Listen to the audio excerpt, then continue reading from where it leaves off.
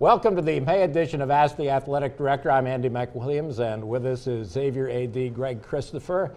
And Greg, this is on or about the first anniversary of your hire as Xavier's athletic director. And first off, professionally, how's the first year gone? It's flown by. It really has. From last May till this May, it's been exciting. It's gone quickly. Really been centered on just a couple of things, getting to meet a lot of people, and I'm sure I'll still do that through year two.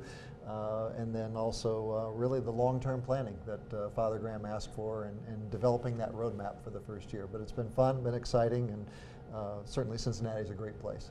What about personally for you and the family? Has it been a seamless transition? It's been a good transition. It really has. As I just said, Cincinnati is such a terrific place, and getting the family settled is really as important as Xavier is. Getting the family settled has been the top priority, and moving back to this corner of the state has been really good for the family. You talked a bit about long-range planning and the big picture for Xavier University. You've been developing a strategic plan.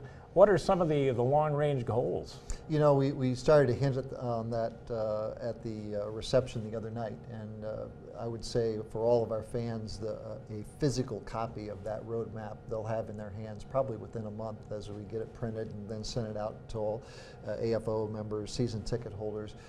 But I would say the buckets or the objectives are exactly what people would expect. There'll be some academic markers that we're going to be measuring, certainly athletic markers going forward. But it's a very ambitious plan, I'll say that, but it's also achievable. We're not going to be shy about talking about an expectation of getting to the Final Four, winning a national championship in a priority sport. There's also some physical facility changes that need to be made, but it's pretty comprehensive. It's across the board, probably so comprehensive it's not worth getting into specific details here, but I think it's well thought out and well put together by the 18 people that were around the table, and then the dozens of fans and alumni and former student athletes that had the opportunity to put input into it. The Cintas Center opened about, 14, 15 years ago, and it seems like just yesterday.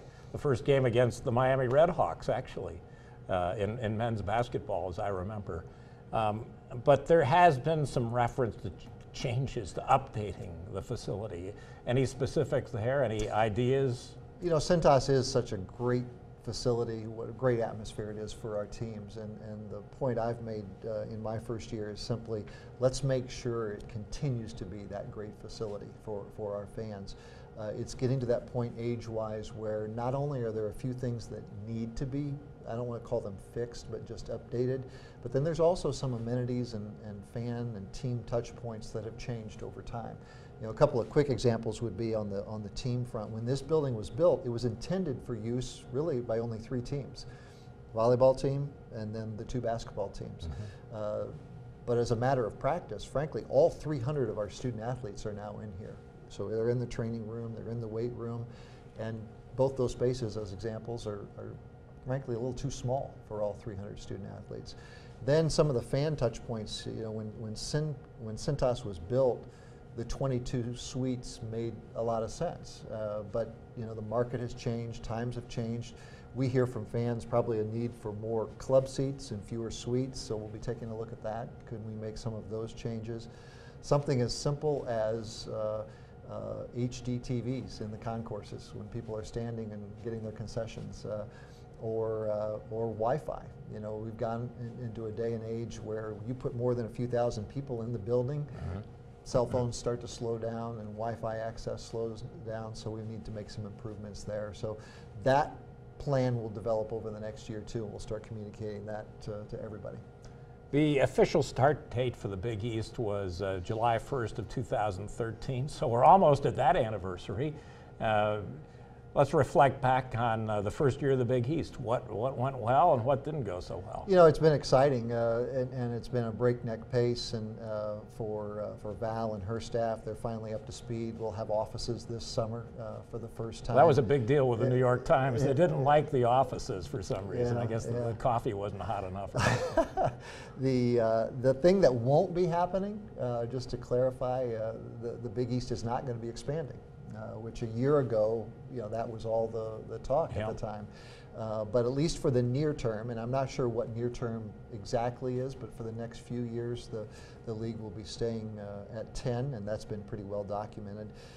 But there's no doubt Val's doing a great job. She is absolutely the right person for the league, collaborates really well, respected by the rest of college athletics. So bright future. I think things will even out on the scheduling front and perhaps some of the back shop stuff that our fans don't see, but makes it easier on our staffs. So men's basketball, it'll still be an 18-game home-and-home schedule. Any change in the tournament? I mean, I thought the first year went really well. It really did. The feedback we received from the teams, from fans, the energy in the buildings, or in the building, really very positive, the Madison Square Garden experience. Obviously a little bit of fine tuning anytime you go through something for the first time with a new set of folks, but again, rave reviews, and again, thank you to our Xavier Nation. We sold almost 800 tickets and had a great representation there in New York City, so look forward to once again moving Xavier's campus east a little bit for the week in New York. Rather major announcement coming out of the Big East office in concert with the Big Ten earlier this week at Madison Square Garden, and an interlocking scheduling agreement between the Big East and the Big Ten. It doesn't get much bigger than that. Yeah, it's a fantastic opportunity, and it's a great way to honor Dave Gavitt. His son now works for the NCAA, and it's been fun to talk with Dan through this process as we've developed it the last couple of months. But it's the right company. The two leagues essentially overlap in a lot of different ways, and it's going to be fun to see some Big Ten opponents coming through the Cintas Center over the next few years. We don't want to get too heavily into the specifics of this, but it doesn't guarantee Xavier a game against a Big Ten opponent every year, but it's almost every year. It'll be interesting to see how that takes shape. 8 of our 10 are going to be locked in every year. Possibility that all 10 could play, just depends on some of the nuances of the scheduling. And it won't be series related. So for example, if we make a trip to Minnesota in year 1, it doesn't necessarily mean that Minnesota will be coming back here. The pairings will actually be done by the league offices, and they're essentially going to be trying to lock, upper third, middle third, bottom third in the standings, so that they're competitive games. So the only thing we're guaranteed, we'll have the same number of road games as home games, but not necessarily what I would call a series type relationship. And there are all sorts of attractive pairings for Xavier here. Geographically, Ohio State comes to mind, also University of Michigan, and Indiana, Purdue. I mean, geez, there are a lot of marquee matchups. Yeah, really, any of the 14. Again, it's the right company to be keeping, the Big Ten and any of those BCS leagues.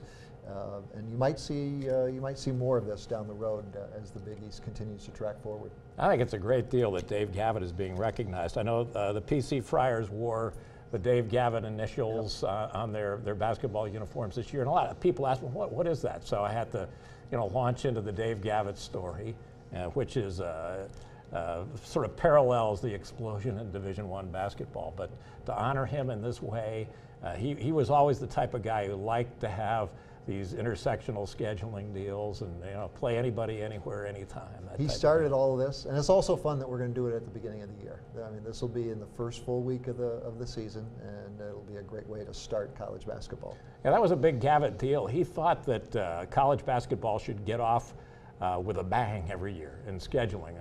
He equated it to Major League Baseball opening day, and I agree. I think that if you can't get something going here geographically with the schools in our area, which seems to be an impossibility. I mean, they don't want to play on a regular basis. Why not do something like this? This will be fun.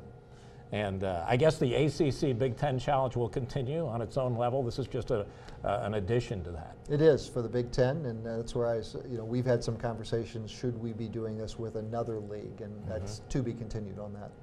All right, that's it for the Ask the Athletic Director show in May, and things slow down a little bit in the summer, at least for the university. But I imagine you have some major planning meetings, et cetera. Well, we can't take our foot off the pedal in the summer. That's when all the planning takes place for the next season. So busy few months here, and we'll see you in June.